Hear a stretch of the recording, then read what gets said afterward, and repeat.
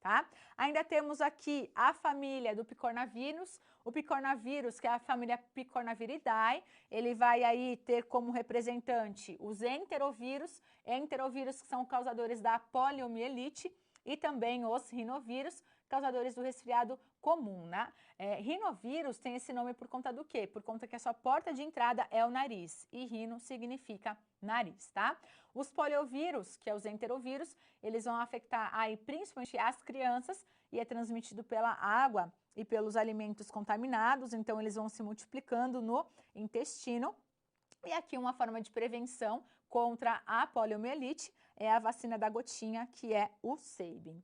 E aí ainda dentro desse vírus de RNA, nós temos aí os retrovírus, que é a família Retroviridae, onde nós temos aí os retrovírus sendo formados por duas cópias de RNA fita simples linear e a presença da transcritase reversa, né? Então, esse processo de transcritase reversa, essa transcrição reversa, é a formação de DNA a partir do RNA. Então, ele é um vírus de RNA e nesse processo de transcrição reversa, esse RNA vai ser aí transcrito em uma molécula de DNA, tá? E aí nós temos o gênero lentivírus, que é o vírus da imunodeficiência humana, que é o HIV, que vai causar aí a síndrome da imunodeficiência adquirida, que é a AIDS. Aqui eu queria esclarecer um ponto importante, porque quando a gente fala que o indivíduo ele é HIV por quê? Porque ele é portador do vírus HIV. Então, por algum motivo, né, ou pela via sexual, ou pela via ali sanguínea, ele acabou contraindo esse vírus HIV, só que ainda ele não é um indivíduo AIDS, tá? Então, o que o vírus HIV faz? O vírus HIV, ele acaba infectando linfócitos do tipo T, e aí o que ele faz? Quando ele infecta o linfócito, ele mata o linfócito, tá? Esse indivíduo, se ele não trata, então se ele não usa aí dos antirretrovirais, o que vai acontecer? Esse vírus vai continuar se multiplicando e vai continuar matando linfócitos, ao ponto que baixa a contagem de linfócitos. Quando essa contagem abaixa de 400 células, por exemplo, ele é considerado um indivíduo com AIDS, que é a síndrome da imunodeficiência adquirida. Nesse momento, nesse estágio, ele está totalmente imunossuprimido e está aí predisponível, né? Então, apresenta essa predisposição a ter as infecções aí oportunistas, como, por exemplo, as micoses. Então, aqui, indivíduos que são AIDS, eles são susceptíveis à aspergilose, são susceptíveis à candidíase, são susceptíveis à criptococose, e essas doenças, se não tratadas, causam aí a morte do paciente. E agora nós temos aqui uma situação para a gente discutir um pouquinho mais sobre esses vírus. Vamos lá.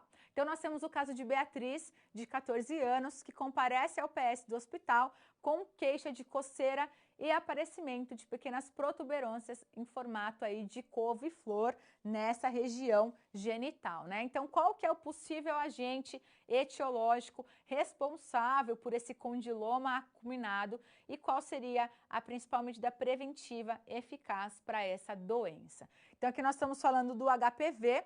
O HPV, ele é um vírus que vai causar esse condiloma acuminado. A principal característica do HPV é esse aspecto de couve-flor aí na genitália, tá? O grande problema do HPV é que ele é o quê? Ele é um vírus oncogênico, então ele pode induzir o risco, né, do câncer, especialmente no colo do útero, mas também ele pode causar aí câncer de pênis e também de ânus. A principal forma de transmissão é através do contato direto com a pele ou com a mucosa infectada durante a relação sexual, tá? Então, as formas de prevenção é a vacina, é o uso de preservativo e tratar o casal em conjunto para evitar a reinfecção. Então, aqui as vacinas, elas são importantíssimo. Então, as vacinas são utilizadas aí para meninas e para meninos de 9 a 14 anos em um esquema de 2 doses. As vacinas também são utilizadas para mulheres e homens que tenham HIV ou também com transplante de órgão sólido ou transplante de medula óssea ou pacientes oncológicos de 9 a 45 anos, onde nós temos um esquema de 3 doses de 0, 2 e 6 meses. A vacina, ela é importante, mas ela não vai prevenir, né, todos os tipos de HPV, e aí os tipos mais frequentes de induzir o câncer de colo de útero aí é o 6, o 11, o 16 e o 18, e a vacina mais utilizada é a vacina aí quadrivalente, que é uma vacina recombinante inativa, onde utiliza de proteínas aí L1 do HPV dos tipos 6, 11, 16 e 18, que são aí os mais frequentes de induzir o risco de câncer de colo de útero, tá? Então, essa vacina, ela não vai ter para todos os tipos de HPV, vai ter para os mais frequentes, que são de 6, 11, 16 e 18. Por isso que ela é quadrivalente, 4, tá? Então, ela vai ter as proteínas L1 desses 4 sorotipos de HPV. E aí, quais são os tipos de plataformas de vacina, tá? Então, como que as vacinas, elas são aí formadas? Nós temos vacinas que são formadas através de micro-organismo atenuado. O que quer dizer um micro-organismo atenuado? O micro-organismo, ele é enfraquecido, mas ainda tem capacidade de se replicar, porém ele não causa a doença. Então, o que ele vai fazer? Ele vai estimular a resposta imune do hospedeiro a produzir ali os leucócitos. Quem são aí as vacinas produzidas através de micro-organismo atenuado? É a vacina BCG, que é formulada com o bacilo de Calmette-Guerin e é usada para prevenção da tuberculose. A vacina Sabin, que é da gotinha, né, oral ali para prevenção da poliomielite. A vacina para a febre amarela e para o sarampo, tá? Então, nesse caso aqui do micro-organismo atenuado, nós temos o quê? Nós temos aí a deleção de genes. Então, nesse tipo de vacina, com o avanço da biologia molecular, a gente conseguiu, com técnica mais eficiente, deletar os genes que vão conferir a virulência, tá?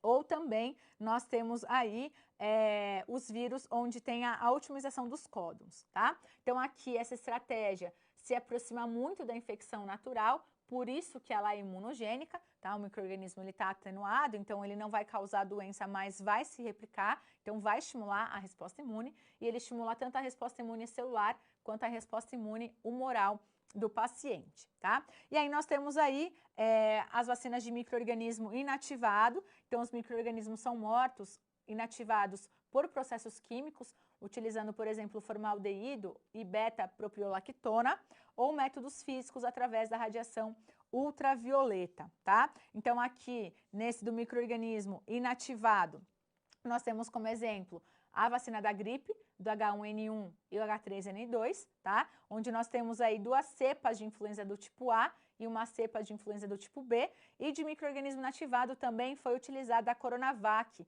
né, para a pandemia do coronavírus, onde nós temos aí o vírus SARS-CoV-2 inativado, tá? Ela vai gerar somente a resposta humoral, então não gera a resposta imune celular, por isso ela é menos imunogênica e por isso, né, como ela é menos imunogênica, a gente precisa de dose de reforço ou algum adjuvante adicionado para que ela gere aí essa resposta imune.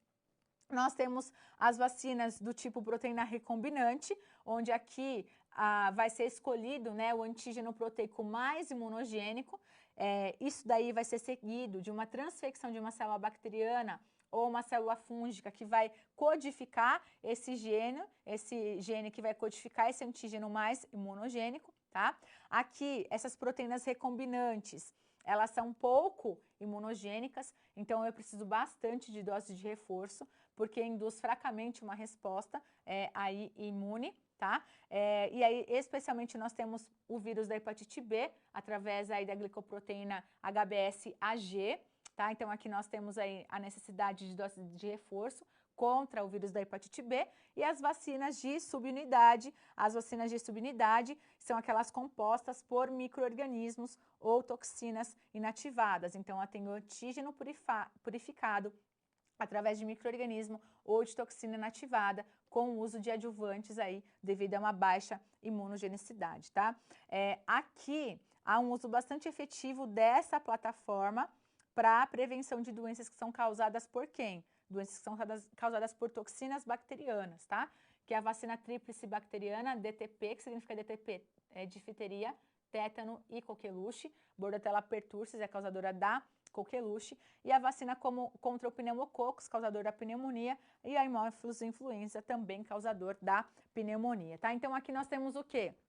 nós temos aí essa vacina de subunidade sendo utilizada especialmente para quê? Para